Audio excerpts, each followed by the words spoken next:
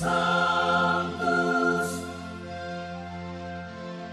Sanctus, Sanctus Dominus Deus Sabaoth. Bapak, Ibu, dan saudara-saudariku yang terkasih dalam Tuhan kita Yesus Kristus, salam sejahtera untuk kita semua. Berkat Allah yang Maha Kuasa senantiasa menyertai kita. Hari Minggu tanggal 10 Agustus tahun 2025 adalah Hari Raya Santa Perawan Maria diangkat ke surga. Marilah kita mendengarkan dan merenungkan bacaan-bacaan kitab suci. Dalam nama Bapa dan Putra dan Roh Kudus. Amin. Bacaan pertama dari kitab Wahyu bab 11 ayat 19a dilanjutkan dengan bab 12 ayat 1, ayat 3 sampai 6a dan ayat 10ab. Aku, Yohanes, melihat bait suci Allah yang di surga, dan kelihatanlah tabut perjanjiannya di dalam bait suci itu. Lalu tampaklah suatu tanda besar di langit, seorang perempuan berselubungkan matahari dengan bulan di bawah kakinya, dan sebuah mahkota dari 12 bintang di atas kepalanya. Ia sedang mengandung.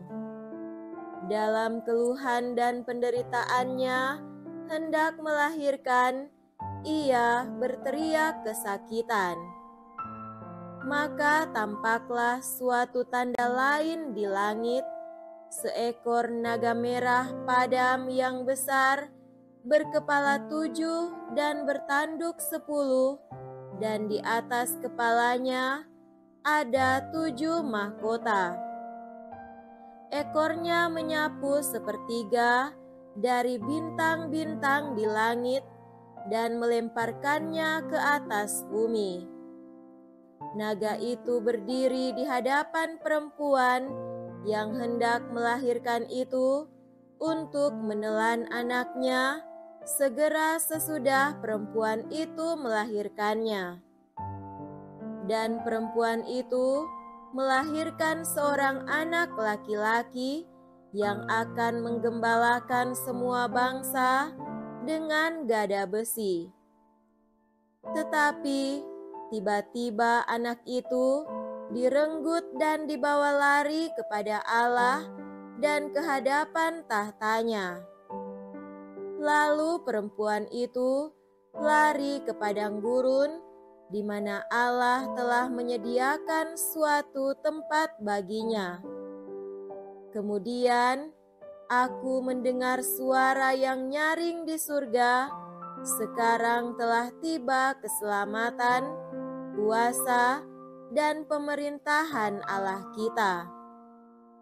Sekarang telah tiba kekuasaan Dia yang diurapi Allah. Sebab para pendakwa yang siang malam mendakwa saudara-saudara kita di hadapan Allah telah dilemparkan ke bawah." Demikianlah sabda Tuhan. Syukur kepada Allah. Bacaan kedua dari surat pertama Rasul Paulus kepada jemaat di Korintus, bab 15 ayat 20 sampai 26. Saudara-saudara, Kristus telah dibangkitkan dari antara orang mati sebagai yang sulung dari orang-orang yang telah meninggal. Sebab sama seperti maut datang karena satu orang manusia, demikian juga kebangkitan orang mati datang karena satu orang manusia. Karena sama seperti semua orang mati dalam persekutuan dengan Adam, demikian pula semua orang akan dihidupkan kembali dalam persekutuan dengan Kristus. Tetapi tiap-tiap orang menurut urutannya, Kristus sebagai buah sulung, sesudah itu mereka yang menjadi miliknya pada waktu kedatangannya. Kemudian tibalah kesudahan, yaitu bila mana Kristus menyerahkan kerajaan kepada Allah Bapa, sesudah Ia membinasakan segala pemerintahan, kekuasaan, dan kekuatan. Karena Kristus harus memegang pemerintahan sebagai Raja, sampai Allah meletakkan semua musuhnya di bawah kakinya. Musuh terakhir yang Ia binasakan ialah maut. Demikianlah sabda Tuhan. Syukur kepada Allah. Semoga Tuhan beserta kita sekarang dan selama-lamanya. Inilah Injil suci menurut Santo Lukas. Dimuliakanlah Tuhan. Injil Lukas bab 1 ayat 39 sampai 56. Beberapa waktu sesudah kedatangan malaikat Gabriel, berangkatlah Maria dan bergegas menuju sebuah kota di pegunungan Yehuda. Di situ ia masuk ke rumah Zakaria dan memberi salam kepada Elisabet. Ketika Elisabet mendengar salam Maria, melonjaklah anak yang di dalam rahimnya, dan Elisabet pun penuh dengan Roh Kudus, lalu berseru dengan suara nyaring, "Diberkatilah engkau di antara semua perempuan, dan diberkatilah buah rahimmu. Siapakah aku ini, sampai ibu Tuhanku datang mengunjungi aku? Sebab sesungguhnya ketika salammu sampai kepada telingaku, anak yang di dalam rahimku melonjak kegirangan. Sungguh, berbahagialah dia yang telah percaya, sebab firman Tuhan yang dinyatakan kepadanya akan terlaksana." Lalu kata Maria, "Jiwaku memuliakan Tuhan, dan hatiku bergembira karena Allah, Juru Selamatku, sebab Ia telah memperhatikan kerendahan hamba-Nya. Sesungguhnya, mulai sekarang, segala keturunan akan menyebut aku berbahagia, karena Yang Maha Kuasa telah melakukan perbuatan-perbuatan besar kepadaku, dan namanya adalah kudus. Rahmat-Nya turun-temurun atas orang yang takut akan Dia. Ia memperlihatkan kuasa-Nya dengan perbuatan tangan-Nya dan mencerai-beraikan orang-orang yang congkak hatinya. Ia menurunkan orang-orang yang berkuasa dari tahtanya dan meninggikan orang-orang yang rendah. Ia melimpahkan segala yang baik kepada orang yang lapar dan menyuruh orang yang kaya pergi dengan tangan hampa. Ia menolong Israel hamba-Nya karena Ia mengingat rahmat-Nya seperti yang dijanjikannya kepada nenek moyang kita, kepada Abraham dan keturunannya untuk selama-lamanya. Kira-kira 3 bulan lamanya, Maria tinggal bersama dengan Elisabet, lalu pulang ke rumahnya. Demikianlah sabda Tuhan. Terpujilah Kristus. Saudara-saudariku yang terkasih dalam Tuhan kita Yesus Kristus, tema renungan kita pada hari ini adalah Maria diangkat ke surga. Pada hari ini, kita merayakan Hari Raya Maria diangkat ke surga. Perawan Maria diangkat ke surga dengan jiwa dan raganya adalah salah satu dogma terakhir Gereja Katolik yang ditetapkan oleh Paus Pius XII pada tahun 1950, tetapi gagasan tentang itu telah ada selama berabad-abad. Kendati pun tidak disebutkan di dalam Alkitab, tetapi pada awal abad ke-6, kita memiliki tulisan Santo Gregorius dari Tours yang berbicara tentang Maria diangkat ke surga. Ini lalu menjadi salah satu kepercayaan lama yang telah dimasukkan ke dalam ajaran iman kita. Sebagian besar umat Katolik memiliki devosi yang kuat kepada Maria sejak masa kanak-kanak mereka. Maria selalu mendapat tempat utama di hati kita. Pantaslah kita bersyukur bahwa kita memiliki ibu yang merawat kita. Sekali lagi, ajaran tentang Maria tampaknya sangat logis karena kita percaya pada Maria yang melahirkan Yesus dan tetap perawan dan menerima bahwa Dia sebagai ibu Tuhan tanpa noda dosa asal. Melalui dosa asal itulah kematian datang ke dunia menurut kitab suci, dan karenanya Maria tanpa dosa asal tidak boleh mati, dan karenanya pada akhir hayatnya ia diangkat ke surga.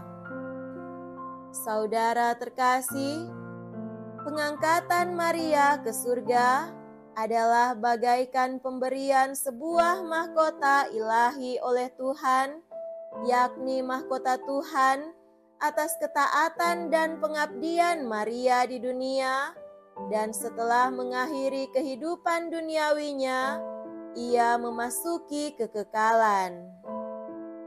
Ada perbedaan penting, tentu saja, antara kenaikan Yesus ke surga setelah kebangkitannya dan pengangkatan Maria. Naik berarti bangkit atas dasar kekuatan sendiri, sedangkan diangkat berarti sesuatu yang dilakukan Allah untuk seseorang yang dikehendakinya. Saudara terkasih, hari raya ini menegaskan tempat penting Maria dalam kehidupan gereja. Tempat penting ini diberikan kepada Maria karena statusnya sebagai ibu Yesus. Inilah keistimewaan Bunda Maria yang tak dimiliki siapapun juga.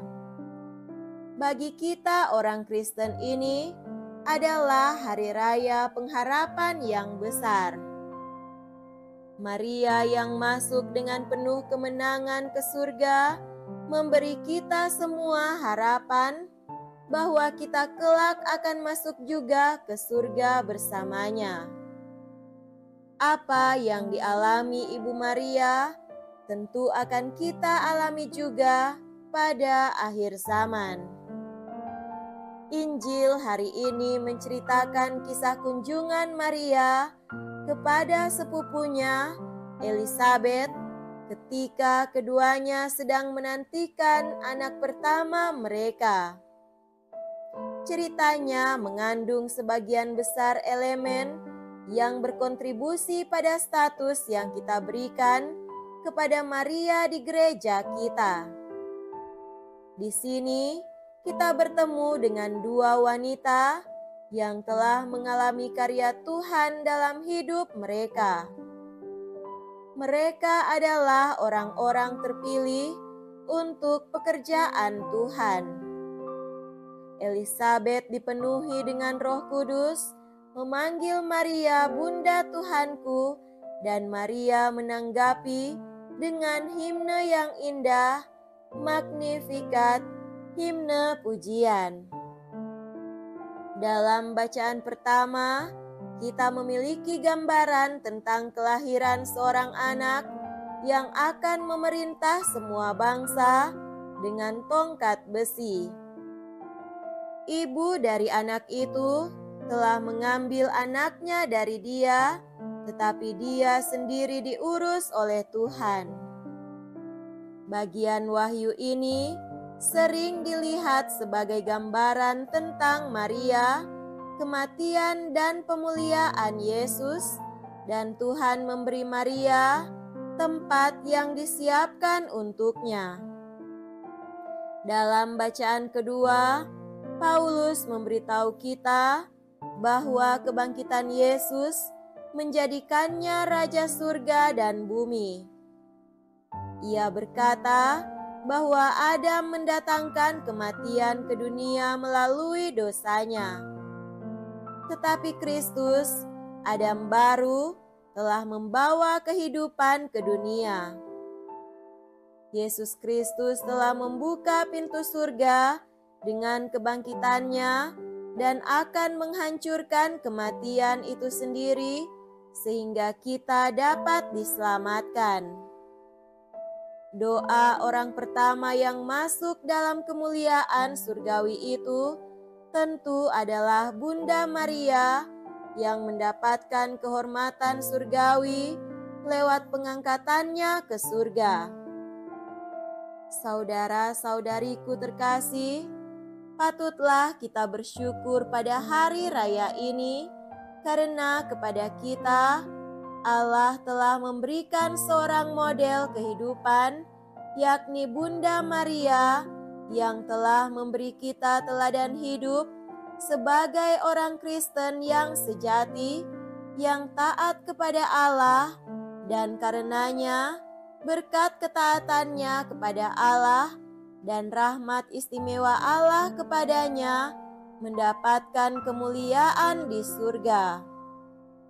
Marilah kita meneladan Bunda Maria agar lewat cara hidup yang baik dan ketaatan kita kepada Allah, kita pun pada suatu hari kelak bisa beroleh keselamatan dan berpartisipasi dalam kemuliaan yang sekarang tentu dialami Bunda Maria di surga. Karena itu, marilah kita menegaskan langkah dan memperkuat tekad kita untuk setia dalam iman dan mengekspresikan atau menerapkan iman itu dalam kehidupan konkret kita. Ketahuilah bahwa cara hidup yang benar di hadapan Allah dan sesama dilengkapi dengan rupa-rupa pelayanan dan perbuatan baik, membuat kita sendiri mengalami kemuliaan Allah mulai di dunia ini. Semoga demikian. Amin. Dalam nama Bapa dan Putra dan Roh Kudus. Amin.